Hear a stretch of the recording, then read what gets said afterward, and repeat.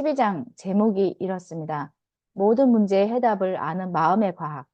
잠재의식의 무한한 지성이 현재의식에 직접 응답하는 길은 언제나 열려 있음을 자신에게 증명할 때까지 과학적으로 실험하라. 아마 과학적으로 실험하라는 의미는 뭐냐? 계속 자기한테 적용하고 현실에서 실천해보라는 그 주문인 것 같습니다. 여기에 유명 과학자가 발명품을 만들어낸 비결. 우리가 생각하면 과학자는 굉장히 합리적인 사고를 통해서 이성적인 판단을 통해서 그렇게 발명품을 만들어낼 것 같지만 그렇지 않다고 하네요. 니콜라 테슬라 아시죠? 우리가 굉장히 많이 듣고 있는데 전기 분야를 개척한 천재라고 할 정도였고 아인슈타인도 자기보다 더 천재인 사람은 니콜라 테슬라라고 할 정도라고 합니다. 이 테슬라는 잠재의식의 힘을 굳게 믿고 활용한 사람이었다고 해요. 새로운 발명품이나 연구 주제가 생각날 때마다 그는 상상 속에서 아이디어를 발전시킨 뒤 잠재의식으로 보내고 그러면 그 잠재의식이 이를 재구성하고 구체적으로 실행하는 데 필요한 모든 사항을 총점검해서 현재의식에 다시 피드백을 주었다고 그는 그 사실을 알고 굉장한 발명품을 만들었는데요. 테슬라는 이렇게 말했다고 하네요. 내가 만든 기기는 늘 내가 상상 속에서 확인한 대로 작동합니다. 20년 동안 그러지 않았던 적은 단 한 번도 없었습니다. 그래서 우리가 상상 이외의 제품들을 그런 걸 에너지 개발을 했던 사람이기도 합니다. 매일 밤 해답을 가졌다고 믿으며 잠들라고 하는데 캐나다 유명한 생화학자인 프레더릭 벤틴 박사는 당뇨병을 일으키는 문제를 집중적으로 연구하다가 어느 날 잠에 지쳐서 쓰러졌다고 해요. 아무 계실이 없어서. 그런데 잠재의식에서 이 박사가 고민했던 부분에 영감을 줘서 이분이 수많은 사람들을 목숨을 살렸다고 하는데 이 박사가 개발한 인슐린이 오늘날까지도 계속 쓰여지고 있다고 하는데 그는 이렇게 했다고 합니다. 모든 문제가 하룻밤 사이에 해결되지는 않는다. 한동안 답이 나타나지 않을 수도 있다. 그래도 낙담하지 마라. 매일 밤 잠들기 전 문제를 계속 잠재의식에 보내라. 마치 처음 하는 행동인 것처럼 매일 밤 새롭게 시작하라. 답을 찾아내는데 늘 시간이 오래 걸리는가? 이는 잠재의식에 보내는 문제를 해결하는데 오랜 시간이 걸리는 중요한 문제라고 인식하기 때문이다. 딱히 놀라운 일은 아니다.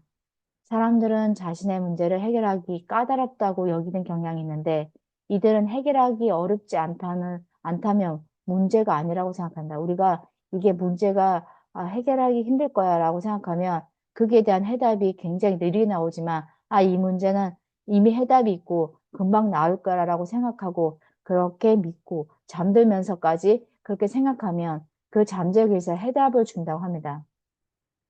여기에 2차 세계대전에 소련의 포로 수용소에 갇힌 적이 있는 박사님이 탈출한 경험을 얘기하는데 자기는 이렇게 잠재의식에 주입을 했다고 합니다. 나는 탈출 계획에 집중하기 시작했다. 나는 내 잠재의식이 어떻게든 탈출 방법을 찾아낼 것이라는 사실을 알고 있었다.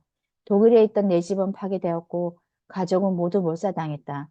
친구와 옛 동료들은 모두 전사했거나 수용소에 감금되어 있었다. 내 머릿속에는 이전에 본 사진 속 로스앤젤레스 길거리와 빌딩의 모습이 생생히 남아 있었다. 나는 내 잠재의식에 이렇게만 말했다고 합니다. 나는 로스앤젤레스에 가고 싶어.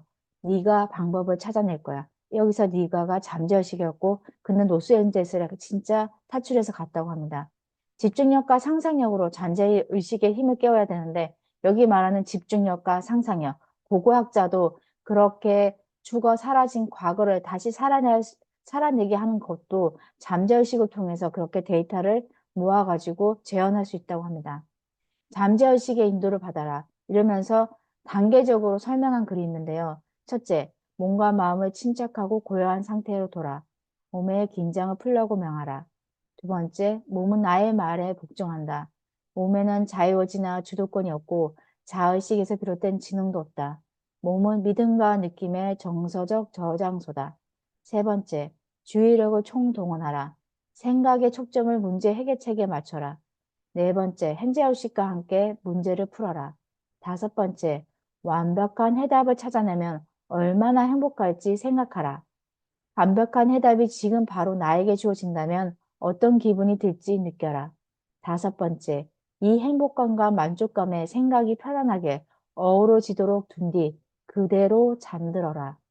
여섯 번째, 잠에서 깼는데 해답을 찾지 못했다면 다른 일을 하며 바쁘게 시간을 보내라. 다른 일에 몰두해 있는 동안 해답이 머릿속에 불쑥 떠오를 수도 있다. 문제가 있을 경우에 이런 단계를 밟아추어서 한다면 해답을 얻지 않을 수가 없다라고 얘기하고 있고요. 오늘 영상이 하나 있어서 갖고 왔습니다. 보고 마무리하겠습니다. 앉아서 눈을 감아보세요. 외부와 당신을 차단시키는 거죠. 모든 환경을요.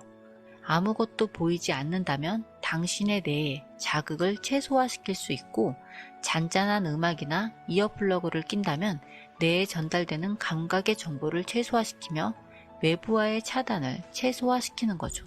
그 후 가장 어려운 부분은 우리의 몸의 감정을 학습시키는 겁니다. 미래에 원하는 모습을 이룬 감정은 어떨까 하는 생각이죠. 직접적인 경험 없이요. 그 꿈의 감정을, 통족과 부의 감정을 느끼는 순간 당신은 실제로 부를 창출하는 거예요. 성공의 감정을 느끼게 되는 순간 성공을 향한 여정이 시작되는 겁니다.